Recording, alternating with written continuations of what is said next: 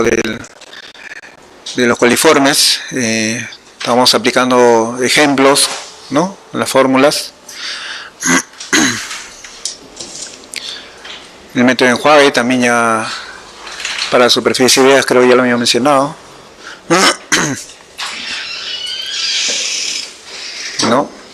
Este es un ejemplo de enjuague, ¿no? Muy parecido a los anteriores que hemos visto, pero en este caso va a ser solución de lavado de manos, ¿no? Hay que tener en cuenta el volumen siempre, ¿no? Del diluyente y siempre de 1 mililitro, ¿no? Que generalmente va a ser constante siempre ese mililitro, ¿no? Y también vamos a tener en cuenta las diluciones adicionales que se hacen, ¿no? para este cálculo matemático. Y los resultados se van a expresar según la resolución ministerial 461 de 2007, ¿no? En este caso de lo que es las unidades van a ser UFC, ¿no? Manos, ¿no? En este caso, ¿no? Ahí podemos observar, simplemente es una conversión, ¿no? No lo podemos sacar en UFC por mililitro. Para convertirlo a manos tenemos que hacer una conversión, ¿no? Es por esa fórmula, por la fórmula 5, ¿no? Que ya hemos observado. Para la expresión de resultados para superficies regulares, ¿no? Aquí, bueno, un repaso, ¿no? de lo que se ha visto, ¿no? Para considerar las unidades. Superficies regulares UFC por centímetro cuadrado, superficies regulares UFC por superficie muestreada, ¿no? Ejemplo, cuchilla de licuadora, cubierto, ¿no? Etcétera. Para interpretación de resultados de acuerdo a los criterios microbiológicos, para superficies regulares el límite de detección aceptable perdón, debe ser mayor a 1. Para superficies regulares, para un utensilio el límite de detección aceptable debe ser mayor a 100, ¿no? Y para 4 utensilios el límite de detección aceptable debe ser mayor a 25. Ese es con respecto a la interpretación de los resultados, de acuerdo a los criterios microbiológicos. Aquí, tanto para el procedimiento para el control microbiológico de la aplicación del método de enjuague, ¿no? Hay un procedimiento microbiológico que ya se ha mencionado, ¿no? La expresión de resultados, ¿no? Y ahora vamos a pasar a otra bacteria. Vamos a pasar a lo que es Staphylococcus aureus, ¿no? Staphylococcus aureus comúnmente aislado este patógeno, pero un poco de historia siempre es bueno para saber el origen de la bacteria, ¿no? Cuál es su comportamiento y cómo es su estructura morfológica también, ¿no? Conocido como Staphylococcus aureus, Staphylococcus dorado, es una bacteria anaerobia, facultativa gram positiva, productora de coagulasa, catalasa, inmóvil y no esporulada, que se encuentra ampliamente distribuida por todo el mundo, estimándose que es una de cada 3 personas y generalmente se hallan colonizadas, aunque no infectadas por ella, ¿no? Puede producir una amplia gama de enfermedades, ¿no? Hay que tener en cuenta siempre la sintomatología, ¿no? Y lo que produce, que van desde las infecciones cutáneas y las mucosas relativamente benignas, digamos tales como la foliculitis, furuncolosis o conjuntivitis también, hasta enfermedades de riesgo vital, como celulitis, abscesos profundos, osteomielitis. Siempre el cuadro clínico hay que tenerlo en cuenta, porque mañana más tarde siempre, al menos los biólogos, los tecnólogos, tienen que saber el fundamento, ¿no? de los cuadros clínicos que producen, ¿no? El Staphylococcus aureus, ¿qué produce? Coliformes, ¿qué produce? ¿Qué, no? Siempre es bueno saber eso, ¿no? Siempre hay que tenerlo en cuenta, ¿no? Cualquier momento ya sea en el trabajo, qué sé yo, ¿no? En cualquier otro lugar hay que saber contestar, ¿no? Hay que saber responder los fundamentos, ¿no? Además, ¿qué puede pasar también? Puede afectar el aparato gastrointestinal, ya sea por la presencia física del Staphylococcus aureus o por la ingesta de la enterotoxina estafilocócida secretada por la bacteria. Es muy peligroso este tipo de enterotoxinas, ¿no? Hay una toxina que la toxina foliativa, que es bien peligrosa, que puede producir la piel escaldada, ¿no? Entonces hay también hemolicinas, ¿no? Hay una variedad de toxinas que puede producir el estáfilo, ¿no? Si es que al menos el ser humano lo ataca, ¿no? Hay que tener en cuenta siempre estos cuadros que producen los estáfilos. Común en la mayoría son Claro, claro, exactamente. Los fiebres y vómitos son bien usuales, al menos cuando te agarra este tipo de patógeno, ¿no? En la actualidad este microorganismo se encuentra como principal causante de las infecciones nosocomiales también, ¿no? Muchos en los hospitales, ¿no? Esta situación se ve favorecida por el hecho de que esta especie habita tanto en las mucosas como en la piel generalmente, ¿no? De los seres humanos, lo que permite que a través de las heridas quirúrgicas puedan penetrar en el torrente sanguíneo, ¿no? Cualquier bacteria que entra por el torrente sanguíneo es rápido la diseminación, ¿no? Muy peligroso. Por medio de contacto directo o indirecto con el personal sanitario, ¿no? También otro foco de contaminación, con un objeto contaminado o incluso con otro paciente, ¿no?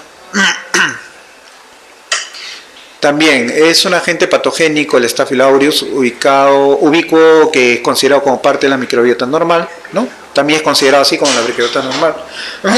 Se encuentra en la piel del individuo sano, pero en ocasiones en que la defensa de la piel cae y puede causar enfermedad, ¿no? A veces el sistema inmunológico está deprimido y es por ahí donde se aprovecha el germen y te ataca, ¿no? Tu línea de defensa de los macrófagos puede fallar y obviamente es propenso a que pueda entrar una bacteria, un hongo, ¿no? O un virus quizás, ¿no? Entonces, mientras tu sistema inmunológico sea competente, no hay ningún problema, ¿no? Tu línea de defensa lo va a eliminar y no va a haber ningún riesgo de que esa enfermedad te ataque, ¿no? Pero lo que está más propenso son los inmunodeprimidos, ¿no? En este caso las personas que están en los nosocomios o en los hospitales, ¿no? Como ya mencioné. Digamos, aquí dice, ¿no? En la estadística, sé que 2.000 millones de personas han sido colonizadas mundialmente por este organismo, ¿no? Morfología, bueno, ya ustedes lo conocen, ¿no? Son cocos gram positivos, generalmente en racimo, ¿no? Digamos que tiene una medida de 0,5 a un micrómetro de diámetro, ¿no? Y generalmente para en grupos, ¿no? Cuando para en grupos o en forma de racimo, pues lógicamente estamos hablando de un Staphylococcus, ¿no? En algunos casos los racimos irregulares son característicos de extendidos tomados de cultivos que se desarrollan a veces medio sólidos, ¿no? Mientras que otros cultivos son frecuentes la forma de diplococos, ¿no? Y en cadenas cortas, ¿no? También tienen esa morfología. Y unas pocas cepas producen una cápsula también, dice, ¿no? O una capa de baba que incrementa la virulencia del microorganismo, ¿no? Como ya mencionamos, es un gran positivo por las células viejas y los microorganismos fagocitados que se tiñen como gran negativos, ¿no? Aquí hablamos de las famosas toxinas que ya mencioné también. Produce muchas y muy variadas toxinas. Se dividen en 4 tipos: citotoxinas, enterotoxinas, toxinas exfoliativas, ¿no? De la piel escaldada, la famosa piel escaldada, la enfermedad que produce, y la toxina de choque tóxico también, ¿no? Que viene agresiva, ¿no? Citotoxinas es una toxina citolítica que causa daño directo a la membrana celular de la célula del hospedero, y se han identificado y aislado 5 toxinas: la toxina alfa, la beta, la gamma, la delta, ¿no? Y la leucocidina de pantovalentine, ¿no? Son las más comunes. Ya, luego de haber hecho esta introducción a los cuadros clínicos, ¿no? La sintomatología, ¿no?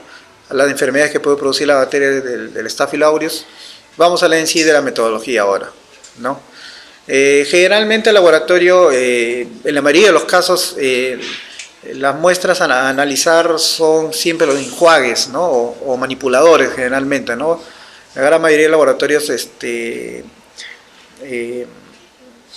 ¿cómo le puedo decir? Indican a su cliente, le aconsejan, le dicen que hay mayores probabilidades en que un manipulador haya más estáfilo, ¿no? Que digamos que una superficie inerte o qué sé yo, ¿no?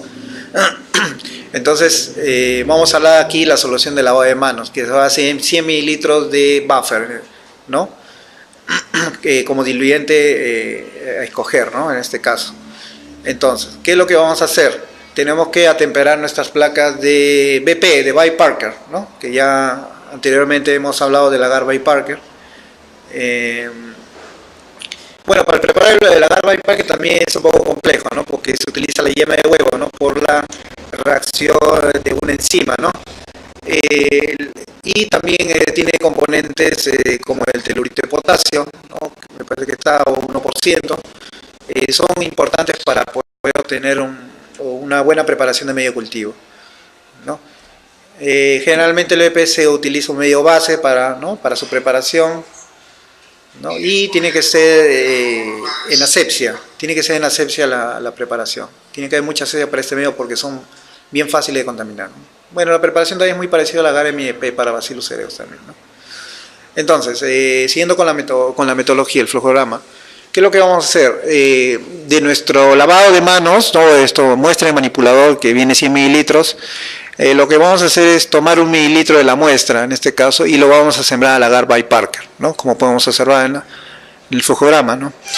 Lógicamente, en 2 placas por nuestro duplicado, que siempre tenemos que hacer, por aseguramiento de la calidad, ¿no? Y entonces, lo que vamos a hacer después, vamos a sembrar 0,1 mililitro para poder bajar la dilución, ¿no?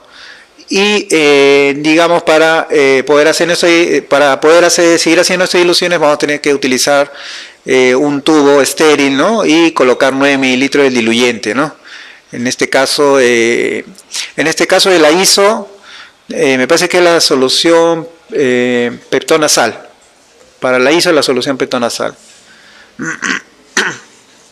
Y lo que te dice acá es homogenizar, ya sea por Stomaker, ¿no?, a que está a 230 RPM por espacio de 1 minuto, ¿no? Luego, cuando tú haces la dilución con el tubo de 9 mililitros del diluyente, lo que generalmente te dice es homogenizar de 1800 a 2200 RPM. En este caso, por 30 segundos se va a utilizar un vortex, ¿no? Este vortex tiene estas revoluciones, ¿no? También. Luego, digamos que las 2 placas por 0,1 mililitro por duplicado, y así sucesivamente vas a seguir haciendo tus diluciones, ¿no?, con esa cantidad de inóculo, ¿no? Entonces, tenemos en la nota acá, se extiende el inóculo, ¿no?, la forma de cómo vamos a extender la muestra cuando hemos echado un inóculo sobre la superficie de la placa, ¿no? En este caso, lógicamente vamos a tener que utilizar la ayuda de una espátula, ¿no?, para poder extender el inóculo a toda la placa. Generalmente las espátulas utilizadas en el laboratorio son la espátula de Driglaski, ¿no? Entonces la idea es diseminar todo el inóculo alrededor de la placa, pero la idea es que no llegue a los bordes, ¿no? Hay que tratar de no llegar mucho a los bordes porque puede contaminarse, ¿no? También hay que diseminarlo hasta que el líquido, digamos, se disuelva, ¿no? O que digamos que el agar lo pueda absorber, ¿no? Después de haber inoculado con la espátula, lo que hacemos es incubarlo a 37 grados, ¿no?, más menos 1 grado por 48 horas, más menos 2 horas, ¿no? Es el tiempo que nos dice la ISO, ¿no? Luego, pasado el tiempo, lo que vamos a hacer es seleccionar tanto colonias típicas y atípicas que se encuentran en el rango entre 15 y 300, ¿no? Se va a seleccionar 5 colonias para confirmación. Y si hay alrededor de 15, mayor de 15 colonias, ya sean típicas o atípicas, se va a seleccionar todas las colonias para confirmación, ¿no? Bueno, también te dan un cuadro de, digamos, de estimación de números bajos, ¿no? En este caso, acá te dice, si las 2 placas correspondientes a la muestra de ensayo contienen menos de 15 colonias identificadas, el resultado se expresa como se indica, ¿no? Entonces, acá por fórmula, entonces vamos a ver que la sumatoria, el A va a ser la sumatoria de la suma de las colonias identificadas por Staphylococcus coagulasa positiva en las 2 placas seleccionadas, ¿no? Y el B es el volumen de inóculo sobre cada placa. La idea es acá, cuando observa las colonias, ¿no?, con ese fondo negro, es hacer el procedimiento de la identificación. Y el procedimiento también es, como ya lo habíamos mencionado anteriormente en las primeras clases, ¿no? La idea es que pueda formar la coagulasa positiva, ¿no? No sé si recuerdan que hacíamos pase al caldo VHI, hacíamos ¿no?, también para la formación del coágulo a plasma de conejo, ¿no? Entonces, también tiene un proceso, ¿no?, una bioquímica, ¿no?, digamos, para poder identificar y decir que son coagulasas positivas, ¿no? Pero esta fórmula es en caso a los números bajos, ¿no? estimación con, digamos, recuentos bajos. Aquí un ejemplo de cálculo de expresión de los resultados, ¿no? Aquí el recuento de un manipulador produjo los siguientes resultados. La primera dilución seleccionada, o sea, el mililitro de suspensión inicial, de 5 a 7 colonias características y ninguna colonia y alguna colonia no característica, ¿no? A la segunda dilución seleccionada, o sea, 10 a la menos 1, 0 y 0 colonias típicas, ¿no? y ninguna colonia atípica, ¿no?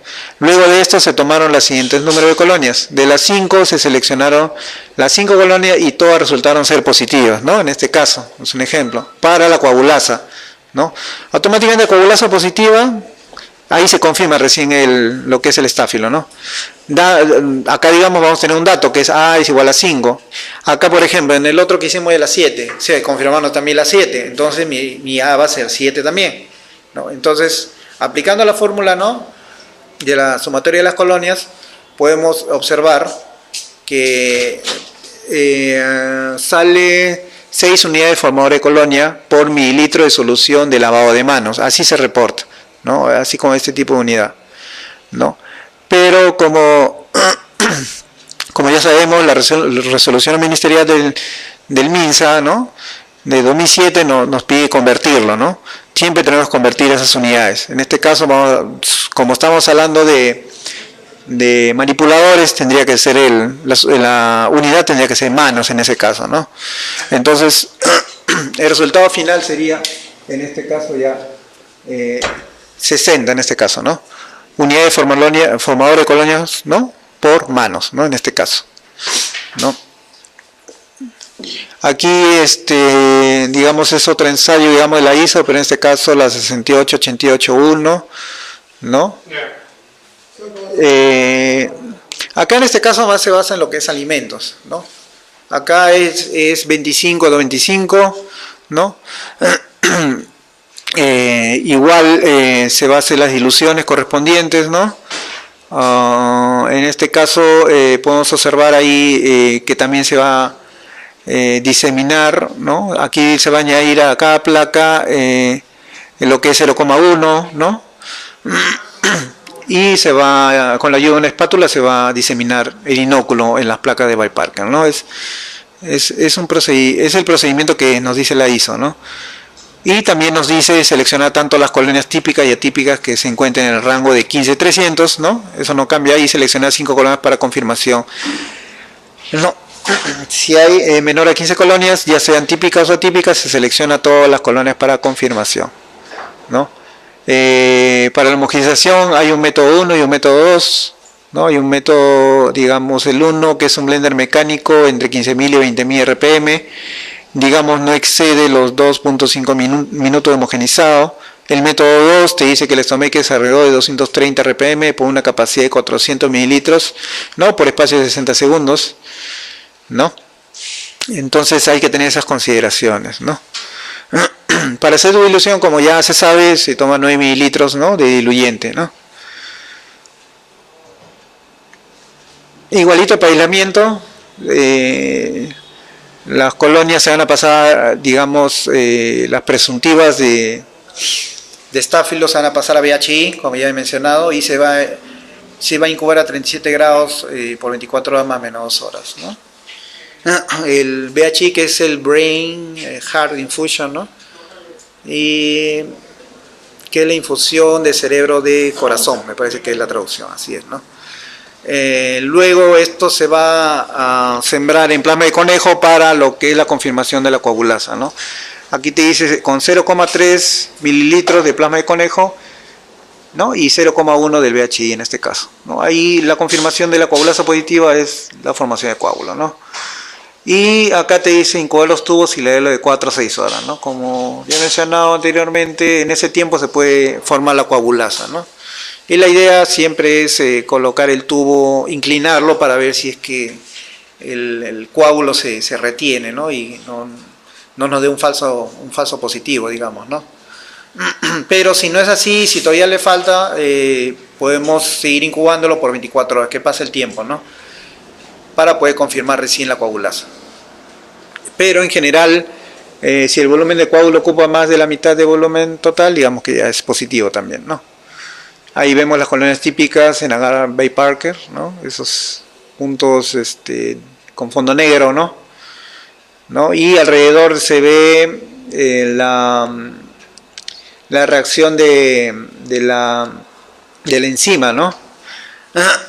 Ahí podemos ver la reacción de la enzima, siempre acompañado de unos bordes medios amarillentos, inclusive algunos blanquecinos, siempre va acompañado de ese pequeño bordecito, ¿no?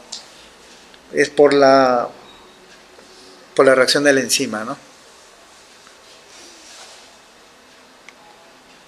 Cálculos también, ¿no? Para estos casos.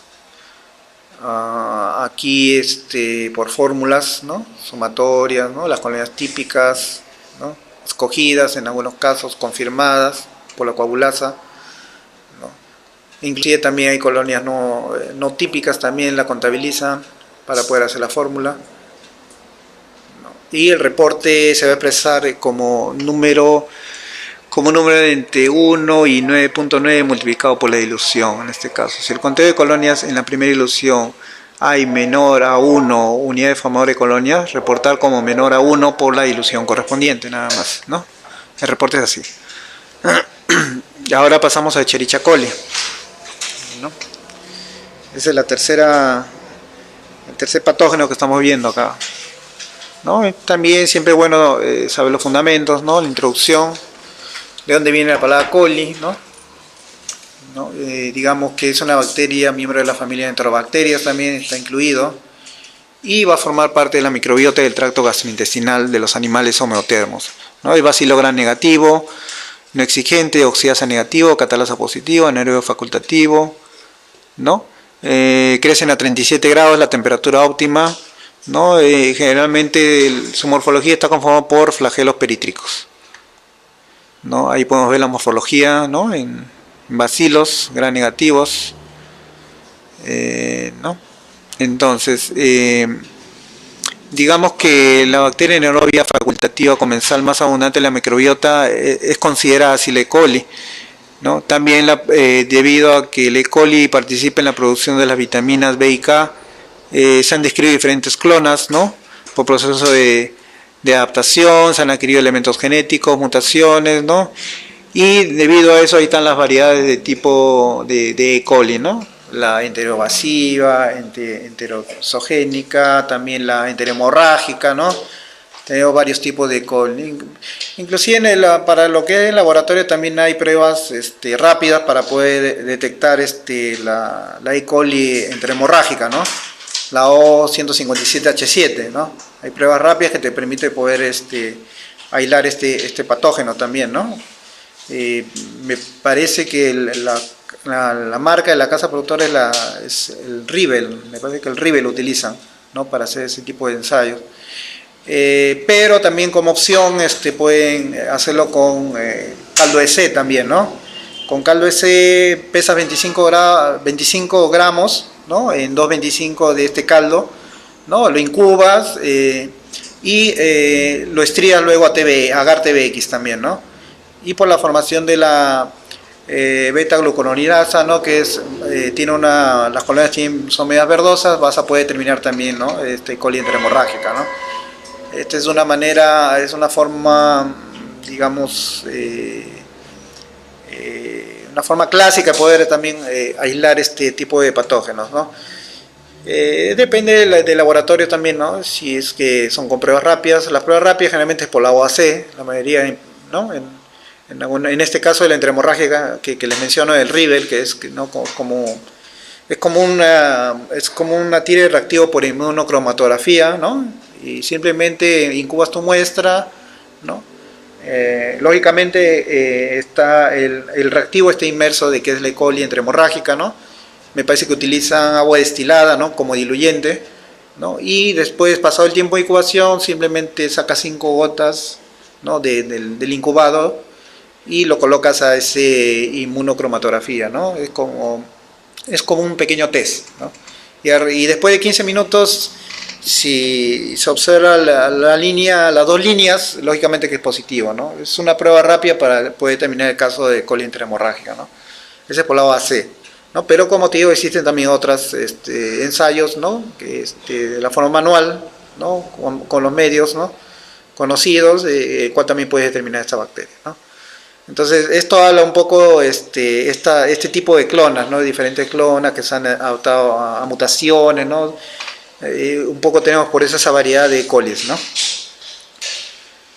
Y por eso también, lógicamente, cada diferente tipo de coli tiene diferentes tipos de patogenia, ¿no? Diferentes tipos de enfermedades, ¿no? Hay que tener en cuenta eso siempre. En su hábitat natural viven en los intestinos de la mayor parte de los mamíferos sanos, digamos que es el principal organismo anaerobio facultativo del sistema digestivo. En individuos sanos, si la bacteria no adquiere elementos genéticos que codifican los factores virulentos, la bacteria actúa como un comensal, ¿no? Acuérdense que en las paredes celulares la mayoría de las bacterias siempre tienen esos receptores, ¿no? Esos receptores el cual dentro de esos receptores presentan, digamos, antígenos o digamos anticuerpos, que el cual va a captar, digamos, va a ser una unión, va a ser un medio de unión, el cual va a poder manifestarse también las enfermedades, ¿no? En algunos casos la mayoría de las bacterias también por medio del plasmio también se contagia a otra bacteria, ¿no? Entonces, digamos, hay varias formas de cómo la bacteria pasa por un proceso de transformación también, ¿no? Es un poco de genética microbiana también, que es siempre bueno tenerlo en cuenta. Bueno, continuando con la exposición, en humanos Escherichia coli coloniza el tracto gastrointestinal. Por ejemplo, un neonato adheriéndose, se va a adherir prácticamente en la mucosidad del intestino grueso dentro de pocas horas de nacido, ¿no? Es muy peligroso, ¿no? Digamos, esta bacteria, ¿no? Desde entonces se permanece en una relación de mutuo beneficio también, en algunos casos, ¿no? No obstante, estas cepas comensales pueden producir infecciones, digamos, en el paciente inmunodeprimido. El paciente inmunodeprimido generalmente son los que, digamos, que son los más afectados para el caso de la invasión de estos patógenos, ¿no? Las cepas patógenas de coli, por el contrario, en cuanto colonizan un huésped sano, pueden producir infecciones de diversa severidad del intestino, las vías urinarias, meningitis, sepsis, entre otras infecciones, ¿no? Bueno, acá te dice con respecto a lo que es el aislamiento de las placas, ¿no? En qué medio es un medio selectivo, el agar Maconque, ¿no? Cómo se van a presentar, ¿no? Las colonias que ya le hemos mencionado, pero también te da otra opción del agar EMB, ¿no? Creo que le hemos mencionado anteriormente, ¿no? Para los ensayos de numeración de coli, lo que es el agar eucina azul de metileno. Aquí la característica de las colonias de coli van a ser colonias negras con verde metálico, ¿no? Digamos que van a ser opacas, ¿no? Y digamos que el halo va a tener una presencia precipitado del bilis, ¿no? Entonces, las colonias aisladas van a ser oxidasas negativas, catalasa positivas, ¿no? Y deben ser evaluadas por pruebas bioquímicas, ¿no? Digamos en el frotis, cuando hacemos la coloración Gram, se observa bacilos Gram negativos, ¿no? Digamos que no van a formar esporas, ¿no? Cuando tú utilizas el verde malaquita, es un anaerobio facultativo, ¿no? Que fermenta la glucosa y la lactosa, ¿no? Los carbohidratos con la producción del ácido y gas a las 24 horas, reduce los nitratos a nitritos y decarboxila la L-ornitina, ¿no? También en la bioquímica, no sé si recuerdan que se utiliza este medio, ¿no? Este medio selectivo para el aislamiento de coli, la L-ornitina. Bueno, ahora ya en sí, después de esta introducción, vamos al ensayo de Escherichia coli para esponja, en este caso por la ISO. ¿No? ¿Qué nos dice? Acá, por ejemplo, te da el caso de lo que es el hisopo, como ya comúnmente hemos mencionado, que es 10 mililitros de diluyente, y con respecto a la esponja, aquí se agrega los 100 mililitros del diluyente, en este caso, ¿no? ¿Qué es lo que te dice acá esta metodología? También igual, lo mismo que en coliforme, lo mismo que en estáfilo, ¿no? Siempre utiliza homogenizador, ¿no? En este caso el hisopo como 1800, también creo que no ha variado con respecto al anterior ensayo, en 1800 a 2200 RPM, perdón, por espacio de 30 segundos igual, y las esponjas a 230 RPM, ¿no? Por espacio de 1 minuto, en un homogenizador peristáltico o Stomaker, ¿no? Y luego lo que es la solución de lavado de manos, por ejemplo, es a 230 RPM, ¿no? Por espacio de 1 minuto por StoneMaker. Luego, lo que vamos a hacer es tomar 1 mililitro de la muestra y sembrarlo por duplicado. Siempre el 1 mililitro lo consideran como el puro, ¿no? Para que no haya ningún tipo de confusión. Puro, de ahí vienen tus diluciones, -1, -2, no, -3, ¿no? Luego, se toma ese mililitro de la muestra con 9 mililitros de diluyente. Lo que estamos haciendo acá es nuestra dilución, ¿no? 1 en 10, en este caso, ¿no? Ahí recién va a empezar nuestras diluciones, ¿no? Porque el anterior era nuestro puro. Como siempre, como duplicado, ¿no? Y esta sembrada, esta dilución, que será, digamos, la 10 a la menor, la siguiente, ¿no? Y así sucesivamente se hacen diluciones. Entonces, lo que hacemos es, lo que se va a utilizar acá generalmente, vamos a utilizar, en este caso para Escherichia coli, agar TBX, ¿no? Lo que es agar TBX se va a incubar a 37 grados centígrados más o menos 1 hora por espacio de 24 horas más o menos 2 horas, ¿no? Eso es lo que te dice en sí la metodología, ¿no? Ahí en el cuadrito te dice también, bueno, agregar, bueno, los 15 mililitros del agar TBX, ¿no? Temperado a 48 horas, ¿no? Este proceso no debe, igual como anteriormente le he mencionado, debe pasar los 15 minutos, ¿no? Como siempre, hacer los controles de esterilidad del agar y del agar más el diluyente también, lógicamente, ¿no?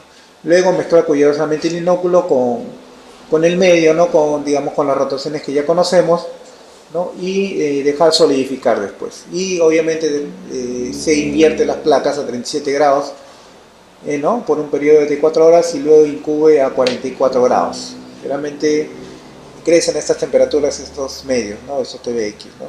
Durante 18 horas a 24 horas, ¿no? Y la temperatura de incubación no debe de exceder digamos, los 45 grados en este caso, ¿no? Mayor a 45, mayor probabilidad de que mate ¿no? el patógeno, ¿no? Así que se va a aislar. Y luego, transcurrido el periodo de incubación, vamos a contar con aquellas placas que contengan menos de 150 colonias. Así se va a hacer el recuento. La característica de las colonias van a ser bien verdosas, ¿no? Es por la reacción de la beta-glucuronidasa, ¿no? Por la enzima, ¿no? Por eso va a presentar esa coloración verde, ¿no? Y claramente lo podemos ver en la agar TBX, ¿no? Entonces el recuento, como decía, va a ser menos de 150 colonias típicas y menos de 300 colonias en total, ¿no? Mayormente tiene que estar en ese rango, ¿no? Para poder considerarlas. Luego, acá hay cálculo de expresión de resultados, ¿no? En una forma general, ¿no?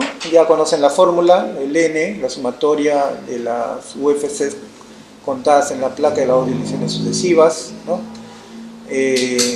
Aquí, por ejemplo, ¿no? Están dando 15 unidades formadoras de colonia de color, digamos, azul, ¿no?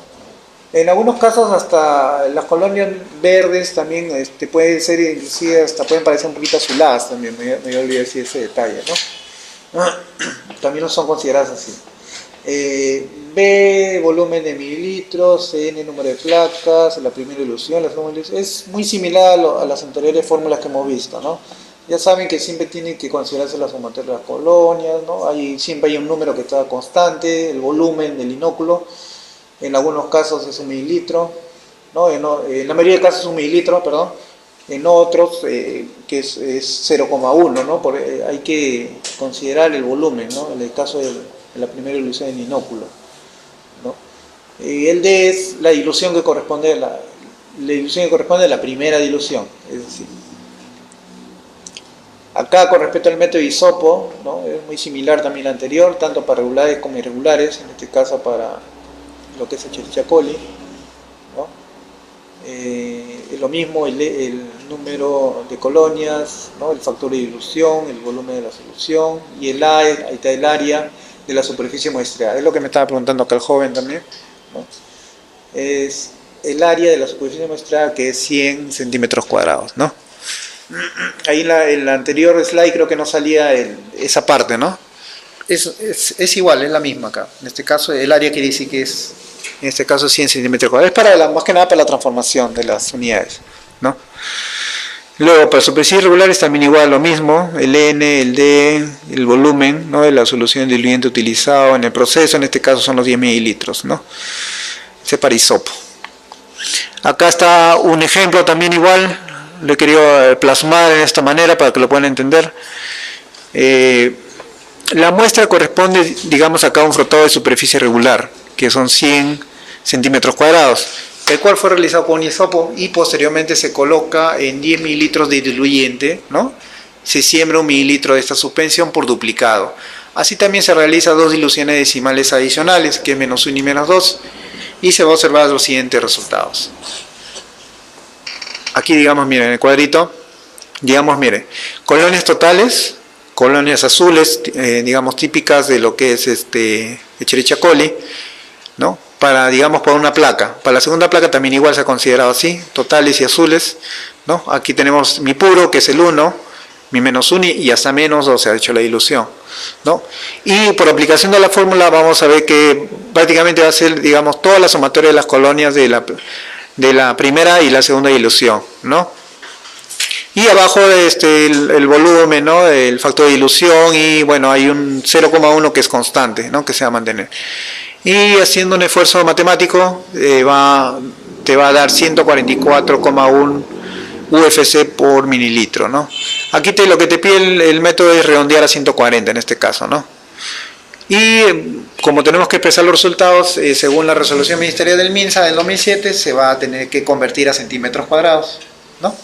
Entonces hay que considerar cada vez que uno hace este tipo de reportes, ¿no?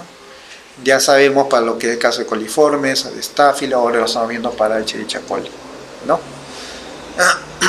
Y este es lo que es el método del hisopo, ¿no? Hay que considerar esas unidades.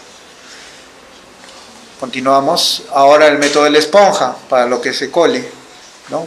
Igual, superficies regulares y irregulares, lo mismo que hemos hablado, es tanto las constantes, ¿no? Acá la expresión de resultados es para superficies regulares, UFC por centímetro cuadrado, no olvidar. Otro ejemplo, ¿no? Aquí te dice, la muestra corresponde a un frotado de superficie irregular, ¿no? En este caso irregular, el cual fue realizado con la esponja y posteriormente se coloca en 100 mililitros de diluyente. Se siembra 1 mililitro de esta suspensión por duplicado y así también se realizan diluciones decimales adicionales, -1 y -2, ¿no? Entonces esos serán los siguientes resultados, placa 1 y placa 2, ¿no? Ya como ya sabemos aplicar la fórmula de frente nada más, ¿no? Sumatoria de colonias, factor de dilución, volumen del inóculo y por el factor constante, ¿no? Que vemos ahí el 0,1, ¿no? En este caso, ¿no? Y lo que te va a salir van a ser 123 UFC, ¿no? Y acá lo que te pide es redondearlo, ¿no? 120 como el anterior método del hisopo. Entonces 120 UFC, y por lo que es resolución ministerial, para poder digamos expresarlo en centímetros cuadrados, se va a ser así, UFC por centímetros cuadrados. Aplicamos la fórmula 3, ¿no? En este caso, y es sencillo, digamos, ¿no? Digamos el cálculo no hay ningún problema, pero siempre es bueno plasmarlo para que lo tengan en cuenta, ¿no? Para cada ensayo. Ya, ahora ya no vamos con recuentos, sino vamos con detecciones de salmonela. No sé si hay laboratorios que hacen recuento de salmonela, ¿no? Para estos casos, no creo que no hay, no sé. Si hay, buena hora, chévere. Sería bueno saber dónde lo hacen, ¿no? Pero, claro, definitivamente sí, exactamente. Pero pocos se utilizan, mayormente se dan por las detecciones, ¿no? Mayormente la mayoría de laboratorios se dan por las detecciones, ¿no? Que digamos que son pruebas más accesibles también, ¿no? Las pruebas rápidas siempre se caracterizan por ser pruebas un poco más, son caras los Petrifilm, ¿no? Entonces son pocos los laboratorios que los van a utilizar, ¿no? Bueno, como ya sabemos la salmonela que se hace un preenriquecimiento, ¿no? El preenriquecimiento consiste en el caldo, digamos, de BPW, ¿no? Agua pectonada baferada, ¿no? Entonces, aquí para lo que es el caso del esponja, para el caso de la esponja, ¿no? Digamos, acá lo que se va a hacer es, si tú tienes una esponja, digamos, lo que se va a hacer es colocar tu esponja, digamos, ¿no? En la balanza, y se va a vertir 90 mililitros, ¿no? Del diluyente, en este caso de PW, ¿no? El agua petonada baferada, ¿no? Al menos cuando te llega una esponja es así, ¿no? Perdón, acá hay un error. Es para lo que es el hisopo, me estoy equivocando. Para la esponja, digamos, es 225 mililitros del medio BPW. Para el hisopo, son, generalmente el hisopo, como le digo, viene los 10 mililitros, ¿no? Generalmente lo que tú haces es echar esos 10 mililitros en la bolsita donde vas a pesar, ¿no? Y después vas a cortar el hisopo, ¿no? Con la ayuda de una tijera estéril, ¿no? No cortar la puntita, generalmente siempre cortar la mitad del hisopo, ¿no? Entonces, tanto como el líquido de ese diluyente más el hisopo se va a ir, digamos, a la bolsita donde vas a pesar el hisopo, digamos, ¿no? Y entonces ahí vas a echar los 90 mililitros, ¿no? De tu diluyente, de tu BPW. Ese para el caso de hisopo. Para el caso de esponjas, simplemente, como las esponjas generalmente tienen un peso digamos proporcional, ¿va? No siempre van a tener el mismo peso en algunos de los casos. Se va a hacer con la dilución de 225 mililitros, ¿no? Del medio BPW, ¿no?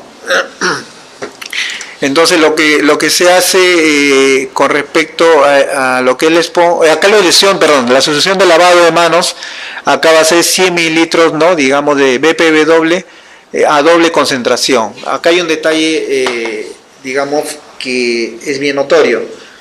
Tanto lo que es hisopos como la esponja, digamos, se va a utilizar el BPW a una simple concentración, ¿no? Pero lo que es con respecto a lo que son manipuladores, ¿no? O son, digamos, lavado de manos, se va a considerar el BPW a doble concentración, ¿ya? El BPW va a ser a doble, ¿no? Lo cual le va a permitir un mayor crecimiento para poder aislar el patógeno, ¿no? Y obviamente se va a homogenizar a 230 RPM por espacio de 1 minuto, ¿no? Luego, la siguiente fase, ya pasamos el preenriquecimiento, ¿no? Ya sabemos qué hacer cuando viene tanto para un hisopo, como una esponja, como un manipulador, ¿no? Vamos a hacer el enriquecimiento selectivo y el aislamiento en placa, ¿no? Eso ya lo hemos visto por anteriores métodos. Igual se va a hacer con caldo Rapaport Basiliadis, ¿no? El caldo RBS, ¿no?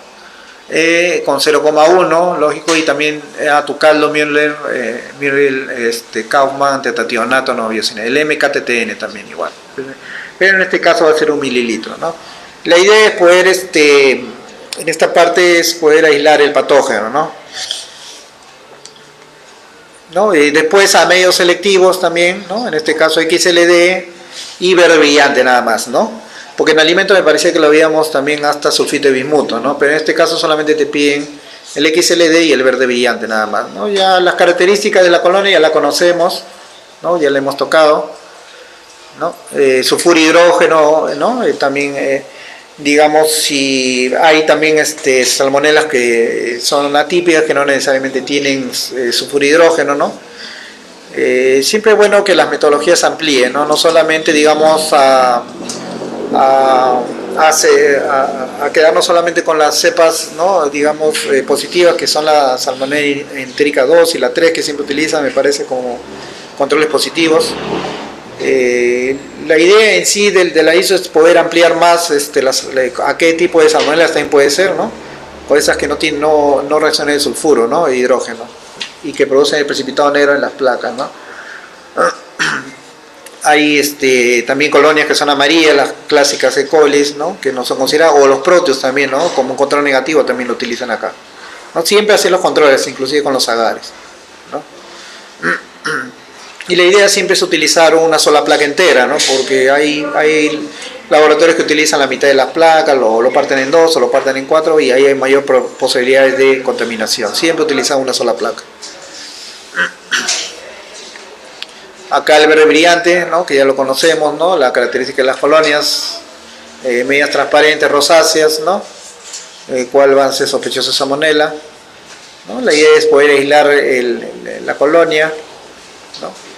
Para hacer la bioquímica, obviamente, ¿no? El TCI, que ya conocemos, ¿no? Que hemos hablado inclusive del fundamento, ¿no? Los indicadores que tiene, ¿no? También las cepas TCC que intervienen, ¿no? Para los controles, ¿no? Igual la lisina de carboxilasa, ¿no? El IA, ya sabemos las reacciones de lisina de carboxilasa positiva y negativa, ¿no?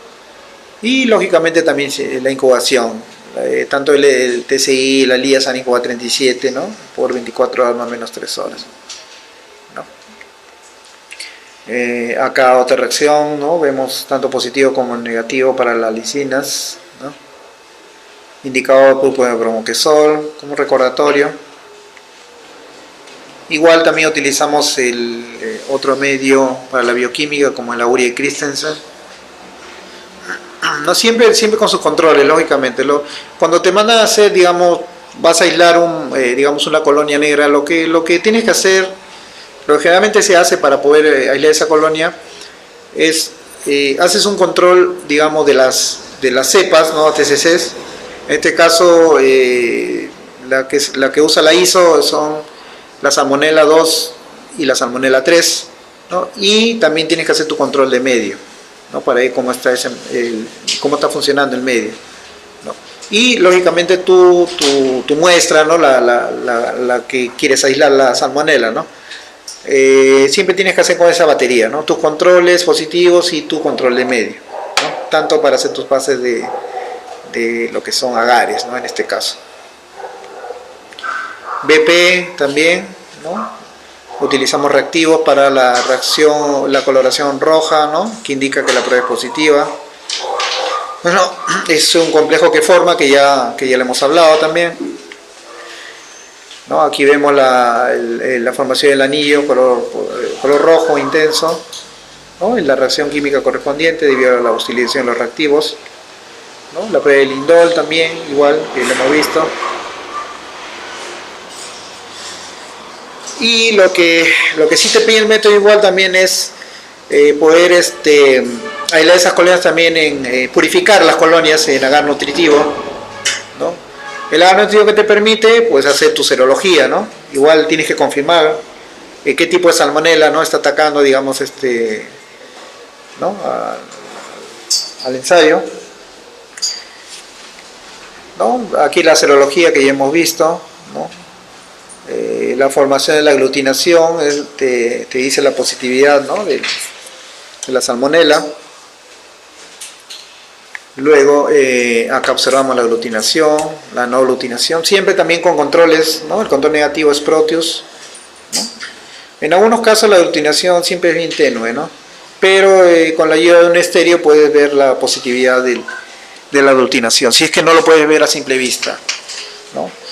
Hay que tener mucho cuidado al hacer, digamos, este tipo de ensayos, porque con respecto a la aglutinación, porque hay inclusive que han dado falsos positivos, ¿no?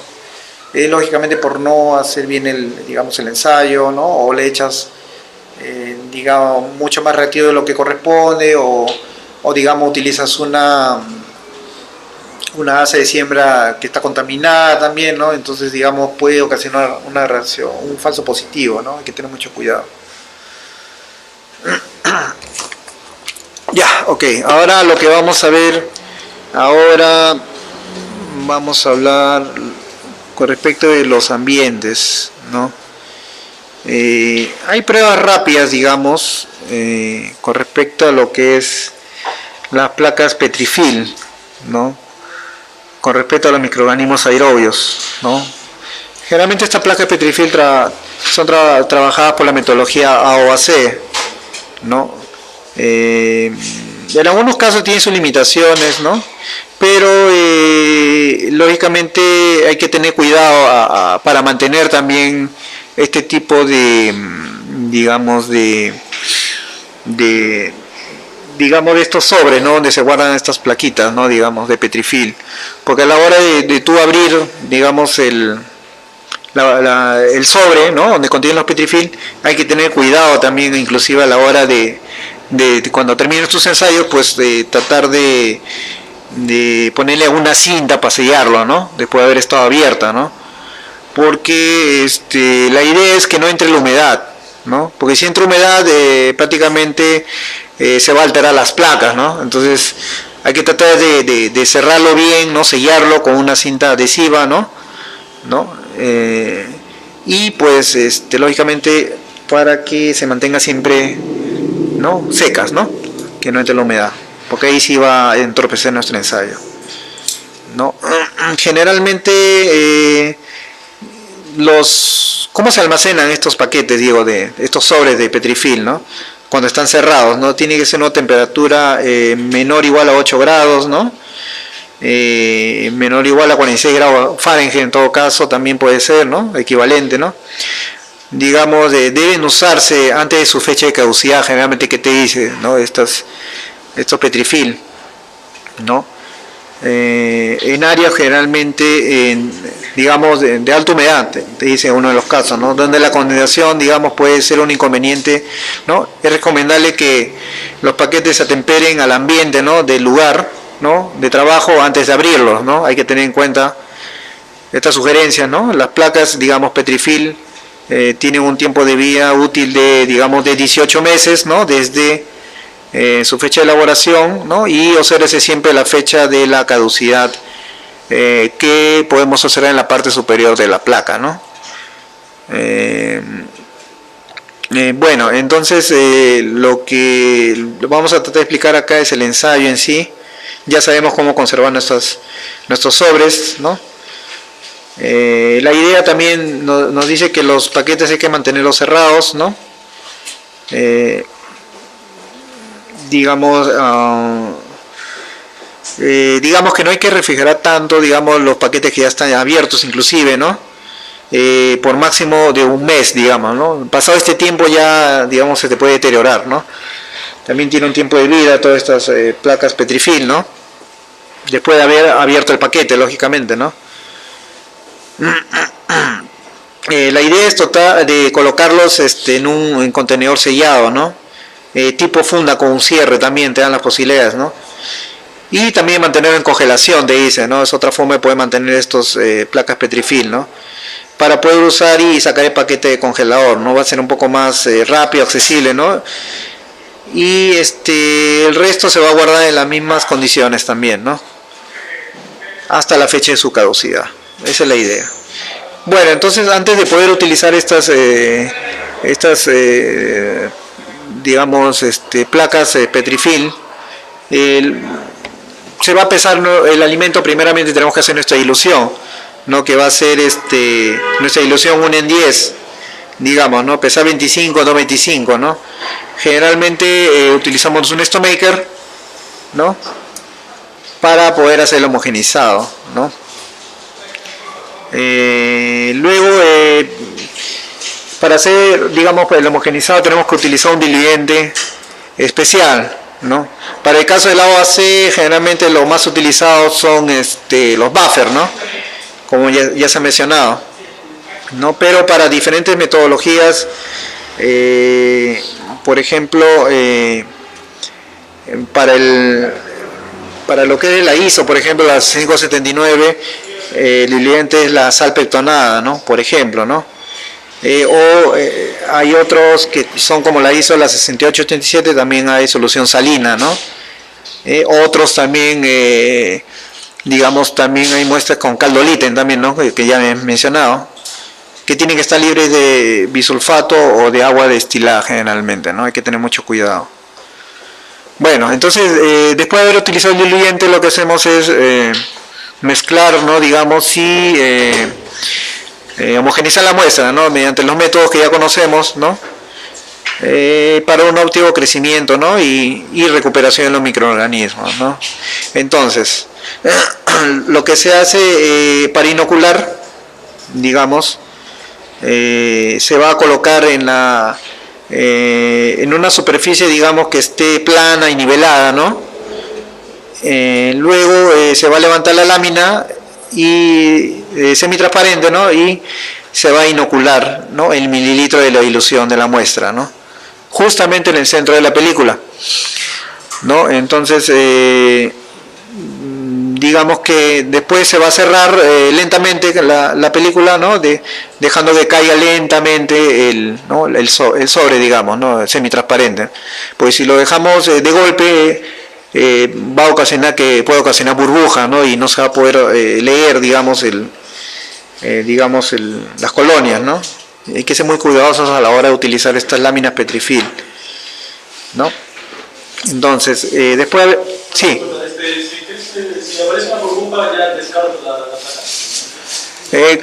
Claro, lógicamente porque ya va a alterar tu recuento, pues, ¿no? La burbuja de repente va a ocupar un cuadrado todo, de repente 2 cuadrados, 3 cuadrados, no sé, ¿no? Pero te va a alterar ya el crecimiento, ¿no? El crecimiento no va a ser, digamos, muy fidedigno, ¿no? La idea es que no tenga burbujas. Quizás de repente se pueda manejar si es que es una burbuja pequeña, ¿no? Que no haya alterado ninguna de las colonias, ¿no? Porque si tú observas, si crece la colonia en una cuadrícula, ¿cuántas colonias alteraría? Mira, ¿no? Mira, en una cuadrícula hay, mira, cuántas colonias, ¿no? Puede haber 8, 7, ¿no? Digamos, ¿no? Lógicamente para las colonias rojizas, ¿no? Cual tú observas son típicas para lo que son el crecimiento de aerobios, ¿no?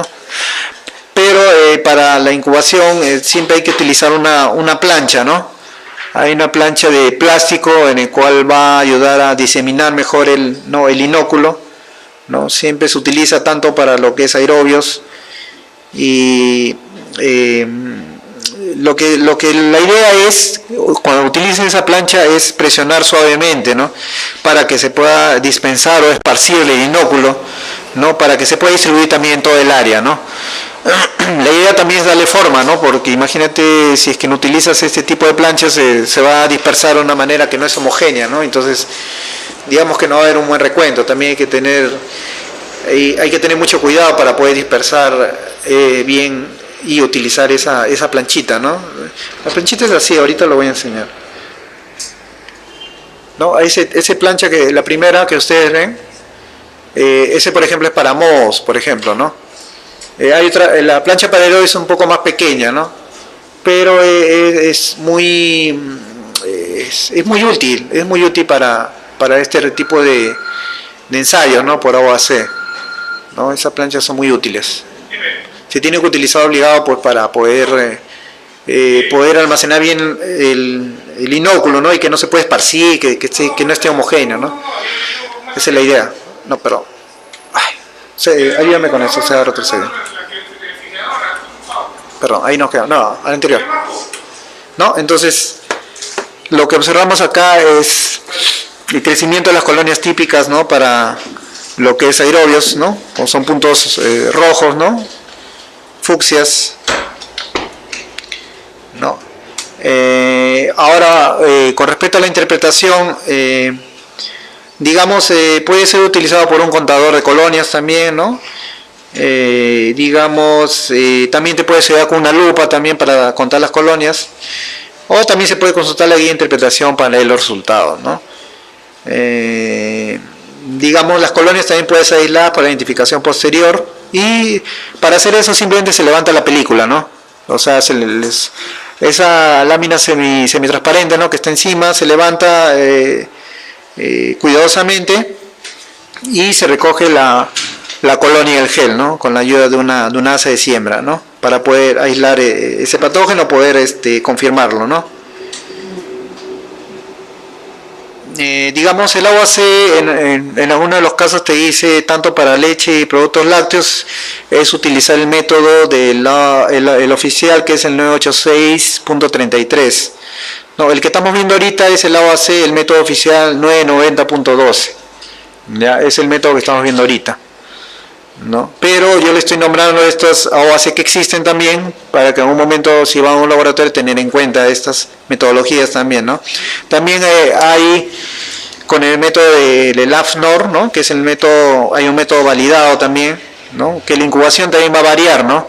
Por ejemplo, para el método que estamos viendo ahorita, se tienen que incubar esas placas petrifila 48 horas, más o menos 3 horas, a 35 grados por más o menos 1 grado, ¿no?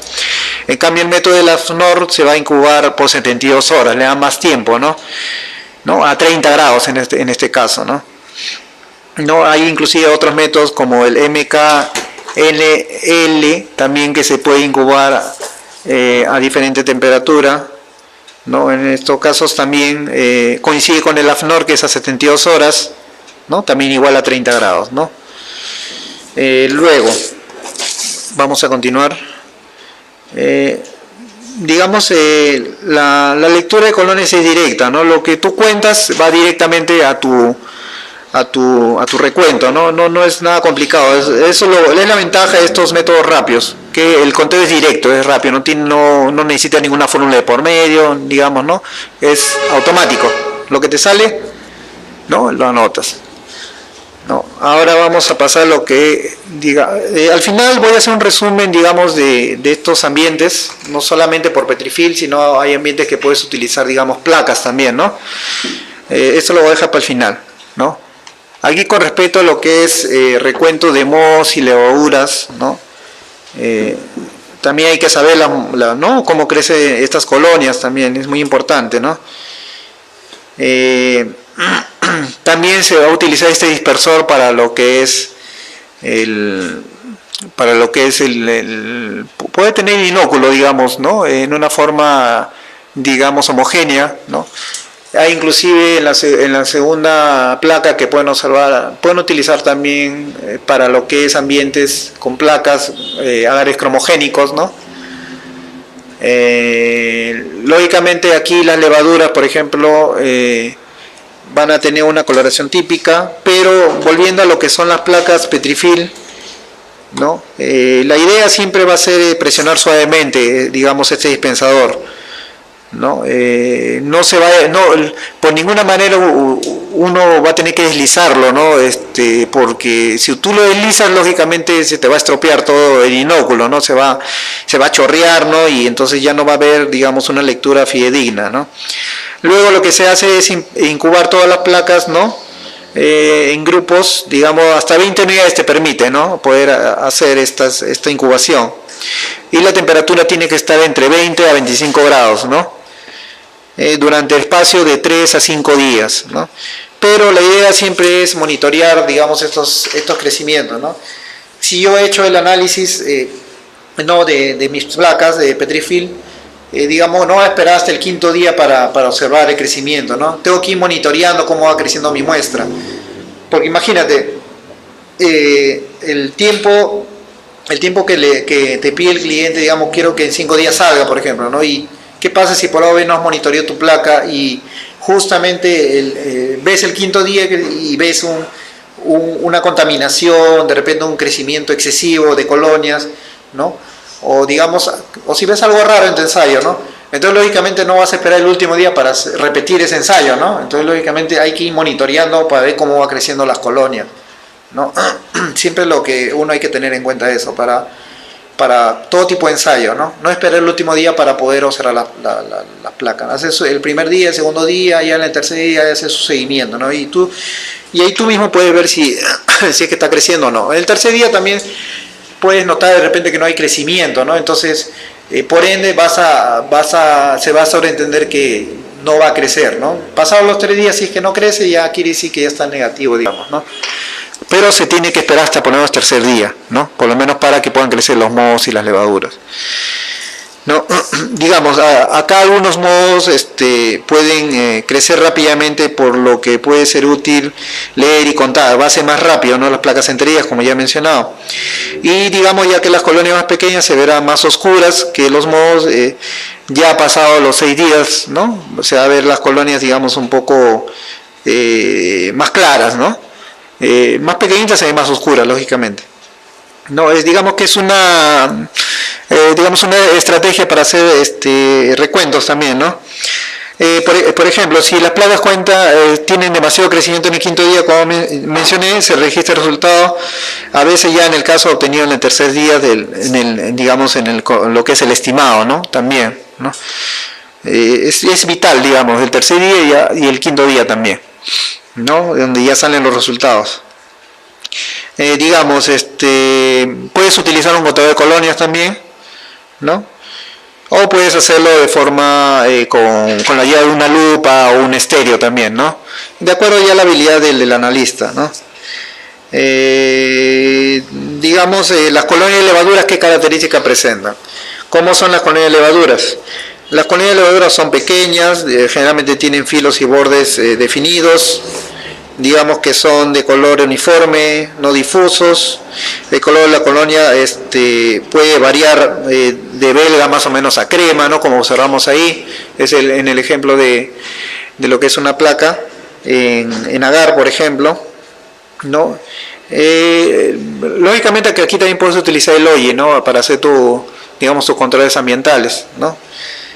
Las colonias también tienen apariencia abultada, ¿no? Generalmente son convexas, ¿no? Tiene esa característica de estas levaduras, ¿no? ¿Te acuerdas ahí el anexo? Vamos a continuar.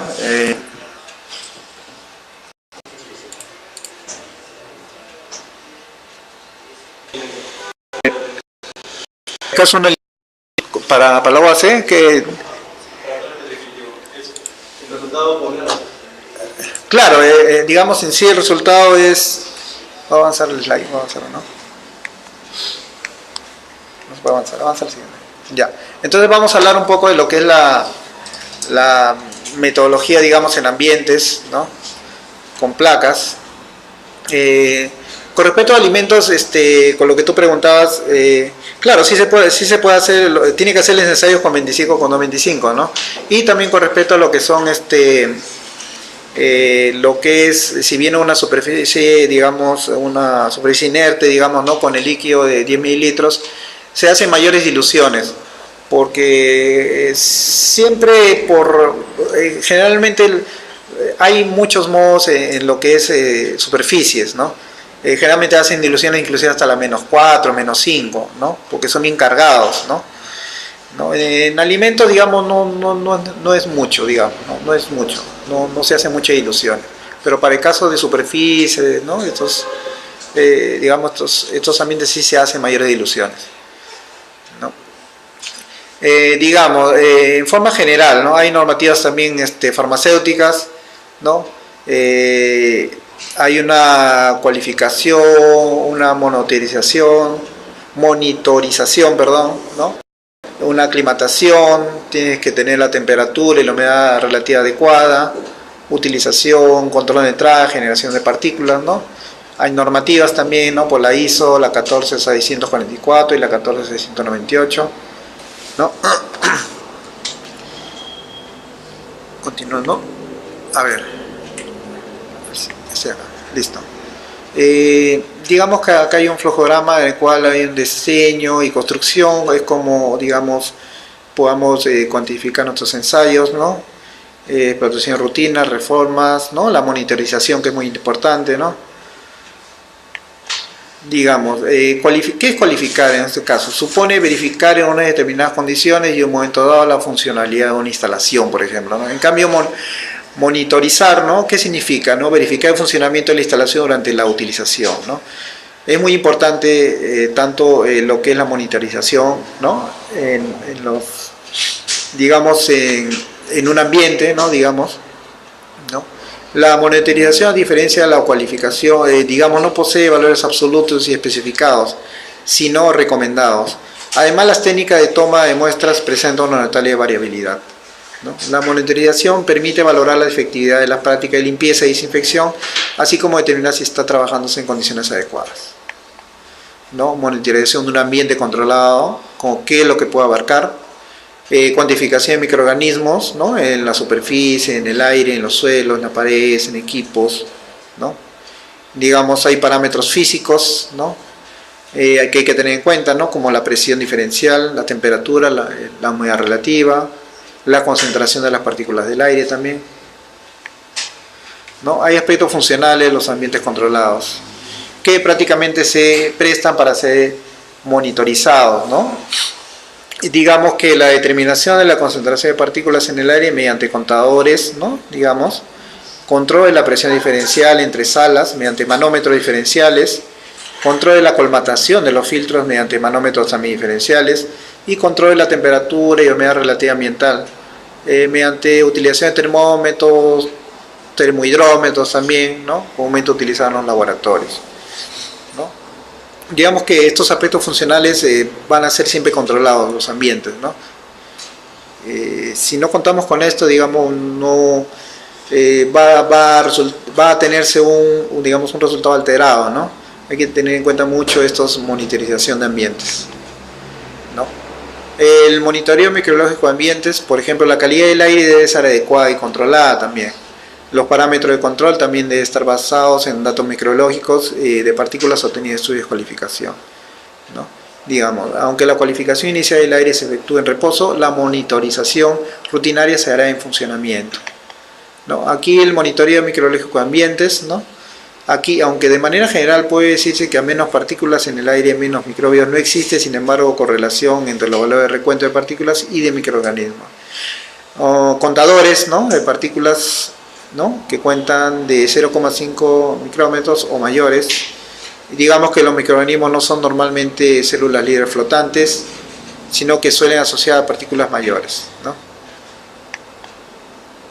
Más de monitoreo de ambientes, ¿no? Un cuadro, un flujograma, digamos, que acá se ha logrado plasmalizar, ¿no? Y podemos ver la estimación de la carga microbiana del entorno, ¿no?, y la determinación y evaluación de tendencias también. Siempre hay que mantener informados a las personas que están a cargo, ¿no?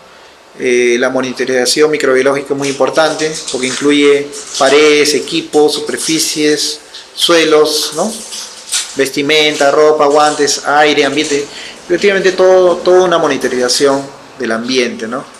Hay que tener en cuenta todos estos controles, ¿no?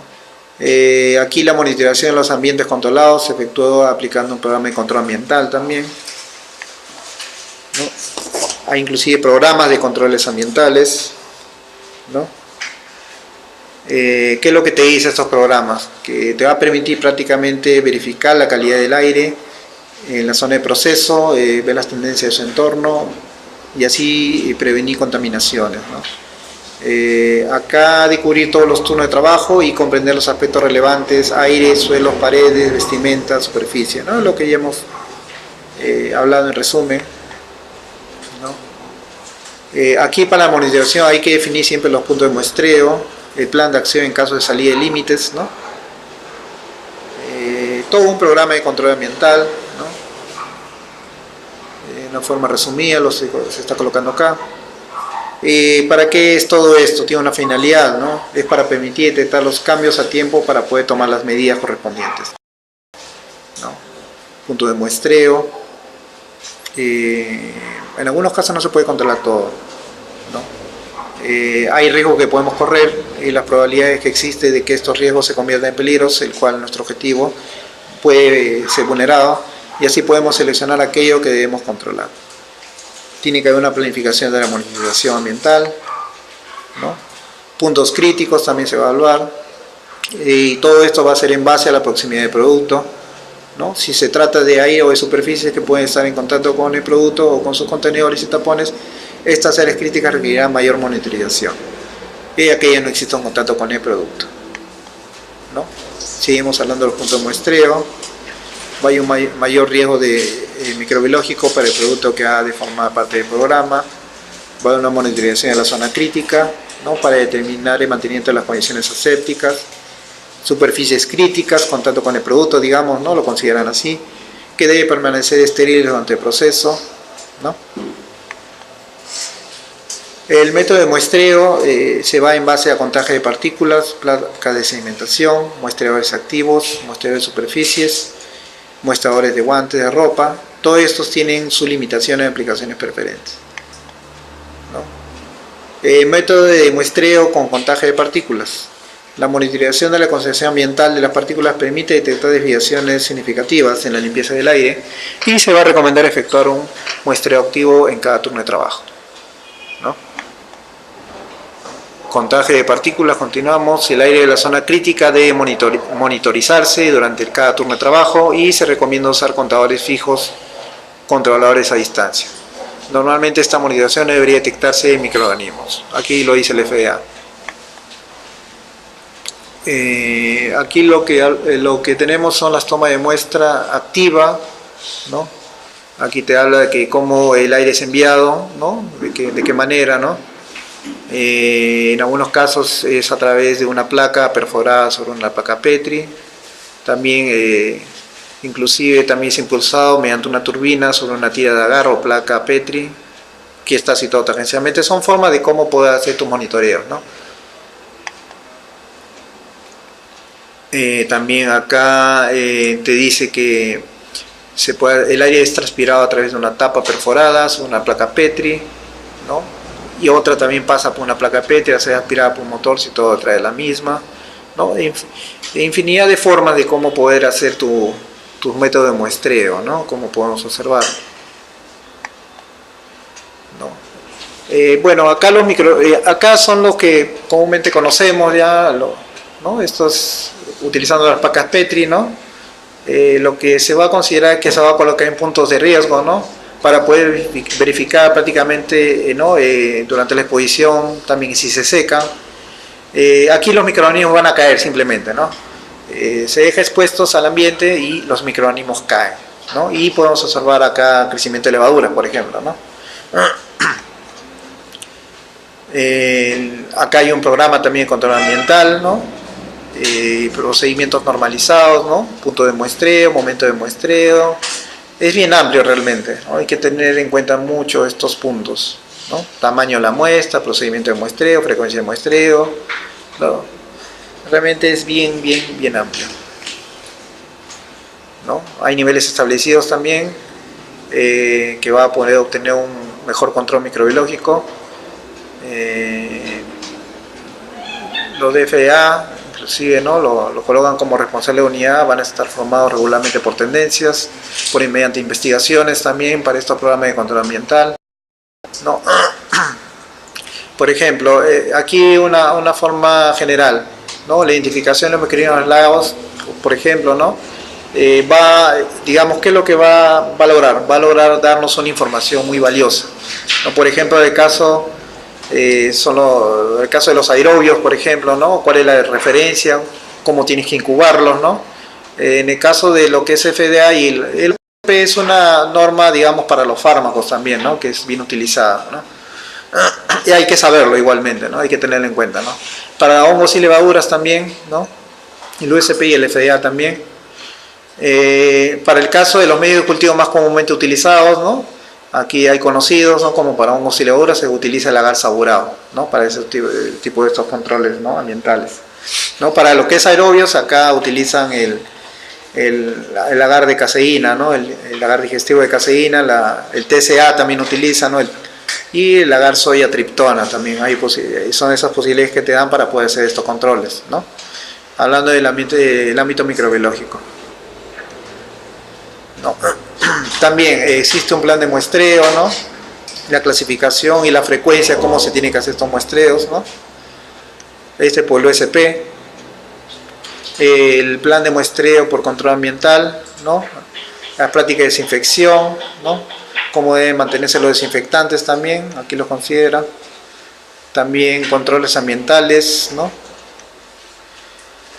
Aquí también habla de las presiones diferenciales que tienen que ser totalmente monitoreadas para ser registradas frecuentemente. Esto nos dice el FDA, ¿no? También las definiciones de los límites, como ya hemos hablado, tiene un límite de acción, de aceptación, ¿no?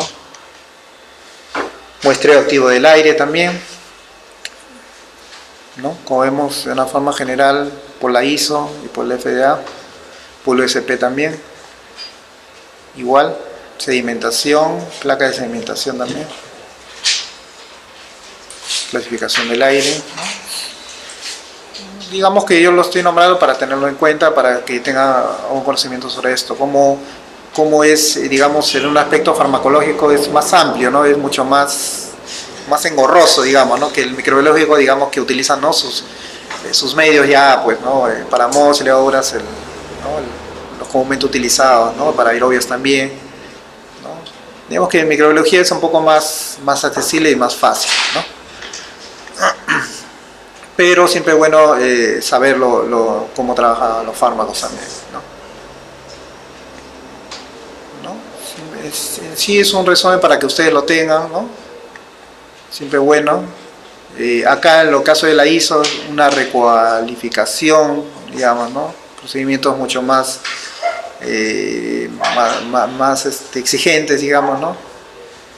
Los ensayos, la periodicidad, ¿no? El tiempo, ¿no? Y también los límites, ¿no? La frecuencia cual se trabaja, ¿no?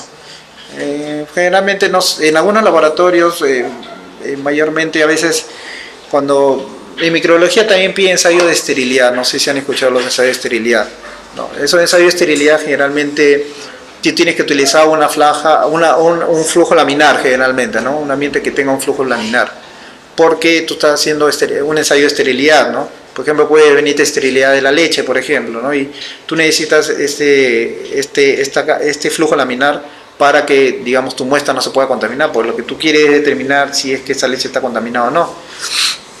Y bueno, mediante medios de cultivo también se puede aislar si es que hay patógenos, ¿no?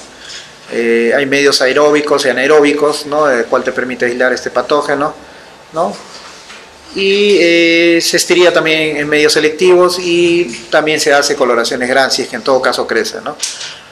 Si te crece estáfilo, si ves coco gran positivo, quiere decir que puede estar relacionado a una contaminación también, ¿no? Hay que tratar de también saber diferenciar y tratar de determinar eso, ¿no? Eso con respecto al ensayo de esterilidad, ¿no? Y quizás en algún momento podamos tocar otro tipo de ensayos más adelante, ¿no? Ustedes saben que el tiempo es tirano en este aspecto. A veces se quisiera tocar más puntos, más ensayos, pero de una forma general se ha podido poder abarcar, ¿no? Un poco estas metodologías, ¿no? Quizás alguna pregunta que haya hasta aquí, aún todo lo que hemos visto, para ya cerrar, digamos, el curso. Quizás alguna duda, una inquietud, una experiencia. Bueno, si es que no hay alguna pregunta, vamos a concluir este curso de microbiología de alimentos en superficie de ambientes. Bueno, cerramos.